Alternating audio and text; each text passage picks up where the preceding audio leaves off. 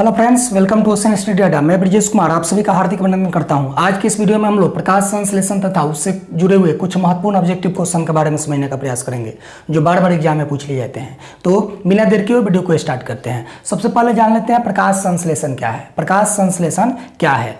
तो प्रकाश संश्लेषण वह प्रक्रिया है जिसमें सभी हरे पेड़ पौधे सूर्य के प्रकाश की उपस्थिति में भोजन बनाते हैं, यानी पौधों में भोजन बनाने की जो प्रक्रिया है वह प्रकाश संश्लेषण कहलाती है। चूंकि ये प्रकाश संश्लेषण प्रक्रिया में उन्हें 4 घटक की आवश्यकता होती है, जिसमें कार्बन डाइऑक्साइड, जल, सूर्य का प्रकाश और क्लोरोफिल की आवश्यकता होती है। यानी प्रकाश संश्लेषण के लिए कुल 4 घटक की आवश्यकता होती है। इन 4 घटक की उपस्थिति में ही प्रकाश संश्लेषण की प्रक्रिया संपन्न होती है। अब क्वेश्चन जो है एक पूछ लिया जाता है, ज़्यादा इंपॉर्टेंट ये बनता है कि प्रकाश संश्लेषण की प्रक्रिया कहाँ होती है। प्रकाश संश्लेषण की प्रक्रिया शुरू से लेकर के अंत तक कहाँ संपन्न होती है? तो प्रकाश संश्लेषण की क्रिया जो है आदि से लेकर के अंत तक, शुरू से लेकर के अंत तक क्लोरोप्लास्ट में संपन्न होती है। कहाँ संपन्न होती है? क्लोरोप्लास्ट में संपन्न होती है, क्योंकि क्लोरोप्लास्ट में ही क्लोरोफिल वर्णक पाया जाता है जो सौर ऊर्जा को ग्रहण कर उसे रासायनिक ऊर्जा में परिवर्तित करने का काम करते हैं। तो आपसे अगर क्वेश्चन पूछा जाए कि प्रकाश संश्लेषण की क्रिया जो है कहाँ संपन्न होती है, तो क्लोरोप्लास्ट में संपन्न होती है। क्यों संपन्न होती है? तो क्योंकि क्लोरोप्लास्ट में ही क्लोरोफिल वर्णक पाया जाता है। क्योंकि ये क्लोरोफिल वर्णक जो होता है वह पत्तियों में पाए जाते हैं, अतः पत्तियों को प्रकाश संश्लेषी अंग कहा जाता है तथा हरित लवक को प्रकाश संश्लेषी अंगक कहा जाता है। तो कभी कभी क्वेश्चन जो है पूछा जाता है कि प्रकाश संश्लेषी अंगक किसे कहा जाता है? तो हरित लवक को, जबकि प्रकाश संश्लेषी अंग किसे कहा जाता है? तो पत्तियों को। इसमें आप कंफ्यूज नहीं होंगे। पत्तियों को प्रकाश संश्लेषी अंग तथा हरित लवक को प्रकाश संश्लेषी अंगक कहा जाता है। प्रकाश संश्लेषी अंगक कहा जाता है। अब जो है आपसे क्वेश्चन पूछा जाता है कि प्रकाश संश्लेषण का यानी संपूर्ण प्रकाश संश्लेषण का रासायनिक समीकरण दे। तो रासायनिक समीकरण लिखना बहुत ही आसान है। कैसे? जब आपको ये 4 घटक याद रहेंगे तो रासायनिक समीकरण को लिखना बहुत ही आसान हो जाएगा। जैसे देखिएंगे आप 4 घटक में पहला घटक आप लिख करके आएंगे CO2। प्रकाश संश्लेषण के लिए पहला घटक कौन सा है? CO2।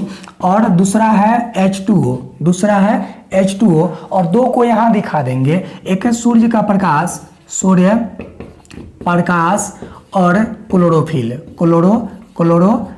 इन 4 घटकों के उपस्थिति में यानी 4 घटक के उपस्थिति में ही सभी हरे पेड़ पौधे अपना भोजन बनाते हैं और उसी को प्रकाश संश्लेषण कहा जाता है। इसमें C6H12 और O6 ग्लूकोज का निर्माण होता है। प्रकाश संश्लेषण प्रक्रिया में सभी पेड़ पौधे ग्लूकोज का निर्माण करते हैं। किसका निर्माण करते हैं? ग्लूकोज का निर्माण करते हैं और उपोत्पाद के रूप में ये ऑक्सीजन बनाते हैं और साथ साथ जल बनाते हैं। साथ साथ क्या बनाते हैं? जल बनाते हैं। तो क्वेश्चन जो है यहाँ से भी कई प्रकार से क्वेश्चन घुमा घुमा करके ऑब्जेक्टिव क्वेश्चन पूछ लिए जाते हैं। जैसे कि आप यहाँ से देखेंगे कार्बन डाइऑक्साइड से क्वेश्चन पूछा जाता है कि वायुमंडल में कार्बन डाइऑक्साइड की प्रतिशत मात्रा कितनी होती है? वायुमंडल में कार्बन डाइऑक्साइड की प्रतिशत मात्रा 0.03% होती है। 0.03% होती है और वायुमंडल से ही पेड़ पौधे CO2 को ग्रहण करते हैं। दूसरा क्वेश्चन पूछेगा कि प्रकाश संश्लेषण प्रक्रिया में बना जो ग्लूकोज है यह संचित होता है। किस रूप में संचित होगा? तो स्टार्च के रूप में होगा। किस रूप में संचित होता है? स्टार्च के रूप में संचित होता है। इसी को हम लोग मंड कहते हैं।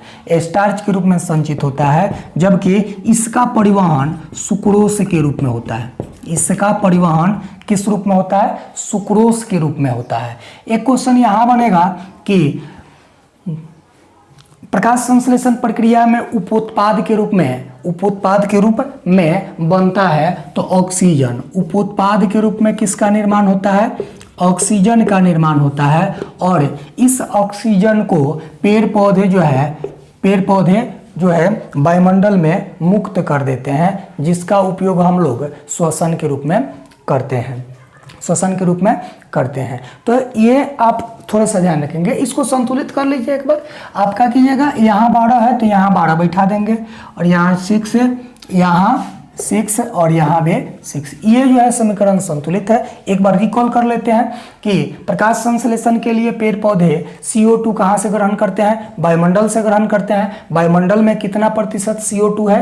तो 0.03% है। प्रकाश संश्लेषण प्रक्रिया द्वारा निर्माण होता है, ग्लूकोज का निर्माण होता है और इसका संचयन स्टार्च या मंड के रूप में होता है तथा परिवहन किस रूप में होता है? सुक्रोज के रूप में होता है। किस रूप में होता है? सुक्रोज के रूप में होता है। प्रकाश संश्लेषण प्रक्रिया में उप उत्पाद के रूप में किसका निर्माण होता है? ऑक्सीजन का निर्माण होता है, जो पेड़ पौधे द्वारा वायुमंडल में मुक्त कर दिए जाते हैं। आई होप आपको वीडियो समझ में आ गई होगी।